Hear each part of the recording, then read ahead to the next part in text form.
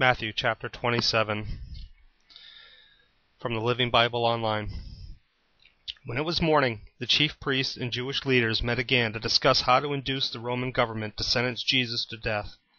Then they sent in chains to Pilate, the Roman governor. About that time, Judas, who betrayed him, when he saw that Jesus had been condemned to die, changed his mind and deeply regretted what he had done.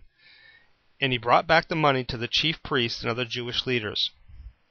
"I have sinned," he declared, "for I have betrayed an innocent man."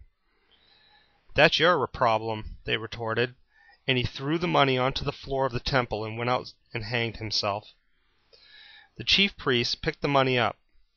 "We can't put it in the collection," they said, "since it is against our laws to accept money paid for murder." They talked it over and finally decided to buy a certain field where the clay was used as potters to make it into a cemetery for foreigners who died in Jerusalem. That is why the cemetery is still called the Field of Blood.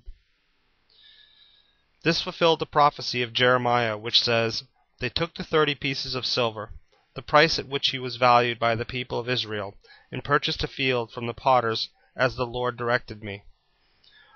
Now Jesus was standing before Pilate, the Roman governor.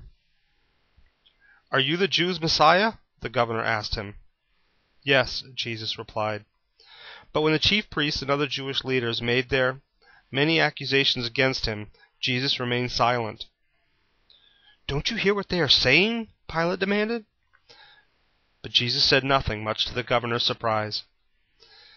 Now the governor's custom was to release one Jewish prisoner each year during the Passover celebration, anyone they wanted. This year there was a particular notorious criminal in jail named Barabbas, and as the crowd gathered before Pilate's house that morning, he asked them, "Which shall I release to you, Barabbas or Jesus your Messiah?" For they knew very well that the Jewish leaders had arrested Jesus out of envy because of his popularity with the people. Just then, as he was presiding over the court, Pilate's wife sent him a message.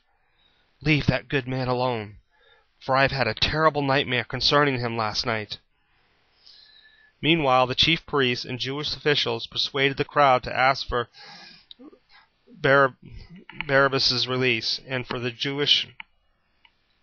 Jesus' death. So when the governor asked again, "Which these two shall I release to you?" the crowd shouted back their reply, "Barabbas!"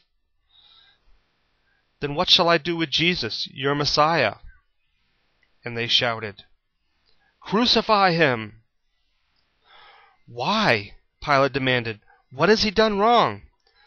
But they just kept shouting, "Crucify him! Crucify him!" When Pilate saw that he wasn't getting anywhere, and that a riot was developing, he sent for a bowl of water and washed his hands before the crowd, saying, "I am innocent of the blood of this good man. The responsibility is yours." And the mob yelled back, "His blood be on us and on our children." Then Pilate released Barabbas to them, and after he had whipped Jesus, he gave them to the Roman soldiers to take away and crucify. But first they took him into the armory and called out the entire contingent. They stripped him and put a scarlet robe on him, and made a crown from long thorns and put it on his head, and placed a stick in his right hand as a scepter, and knelt before him in mockery. "Hail, King of the Jews!" they yelled. And they spat on him, and grabbed the stick, and beat him on the head with it. After the mockery, they took off the robe and put on his own garment on him again, and took him out to crucify him.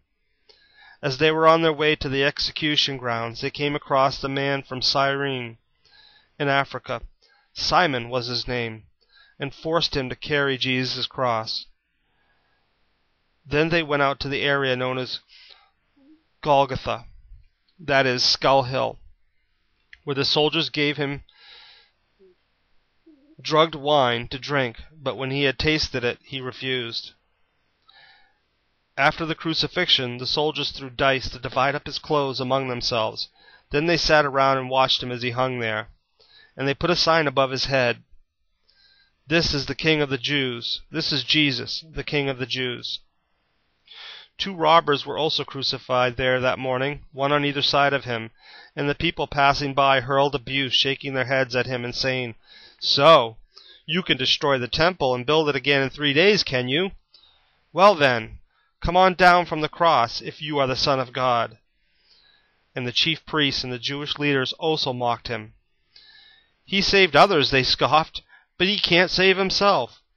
So you are the King of the Israel, are you? Come down from the cross and we'll believe you.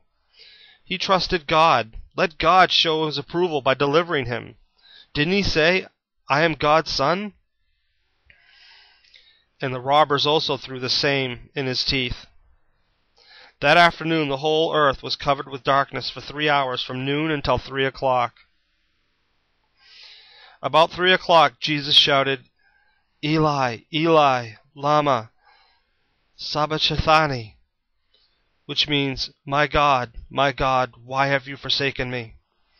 Some of the bystanders misunderstood and thought he was calling for Elijah. One of them ran and filled a sponge with sour wine and put it on a stick and held it up to him to drink. But the rest said, "Leave him alone. Let's see whether Elijah will come and save him." Then Jesus shouted out again, dismissed his spirit, and died. And look! The curtain secluding the holiest place in the temple was split apart from top to bottom, and the earth shook, and rocks broke, and tombs opened, and many godly men and women who had died came back to life again. After Jesus' resurrection, they left the cemetery and went into Jerusalem and appeared to many people there. The soldiers at the crucifixion and their sergeant were terribly frightened by the earthquake and all that had happened. They exclaimed, "Surely this was God's Son." And many women who had come down from Galilee with Jesus to care for him were watching from a distance. Among them were Mary Magdalene, and Mary the mother of James and Joseph, and the mother of James and John, the son of Zebedee. When evening came, a rich man from Arimathea named Joseph, one of Jesus' followers, went to Pilate and asked for Jesus' body.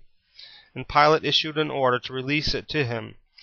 Joseph took the body and wrapped it in clean linen cloth and placed it in his own new rock-hewn tomb, and rolled a great stone across the entrance as he left.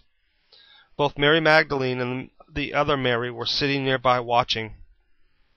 The next day, at the close of the first day of the Passover ceremonies, the chief priests and Pharisees went to Pilate and told him, "Sir, that liar once said, 'After 3 days I will come back to life again.'